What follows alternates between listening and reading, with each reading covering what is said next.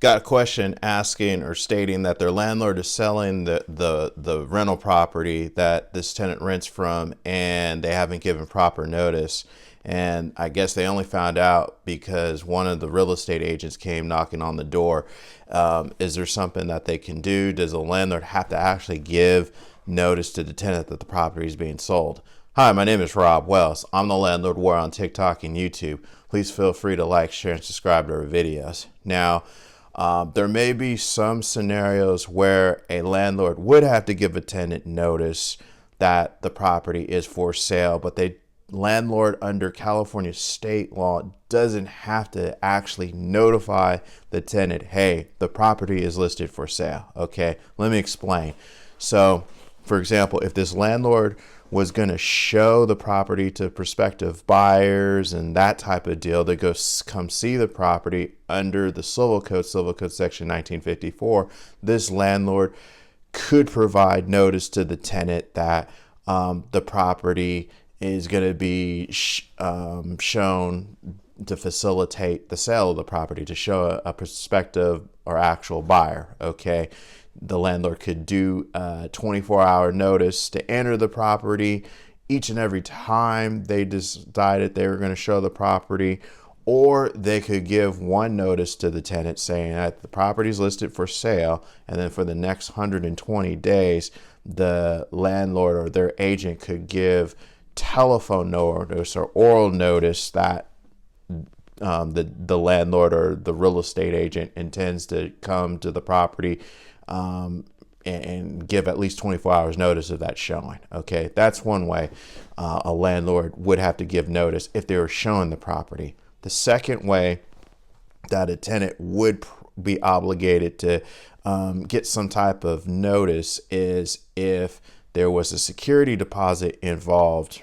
Like the tenant left a security deposit with the landlord, and the landlord is going to transfer that security deposit to the successor owner, the purchaser of the property. Okay, there are some notice provisions in Civil Code Section 1950.5 about notifying the tenant of transfer of any security deposit to a successor owner.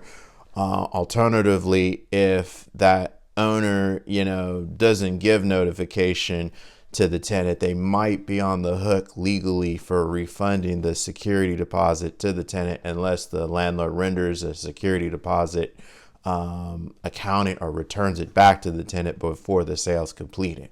Okay, so that's another situation where a tenant would get notice of the sale. The third type of notice that a tenant would get of the sale, and that's required by law, but it wouldn't be from the landlord selling the property, would be the successor owner, the new owner purchasing the property under Civil Code Section 1962 would have to notify the tenant within 15 days of the sale being completed that they are the new owner of the property, and where that rent could be paid and where they can be served at, and what their name, telephone number, and address is to send rent payments, and where service of process or legal papers could be served to.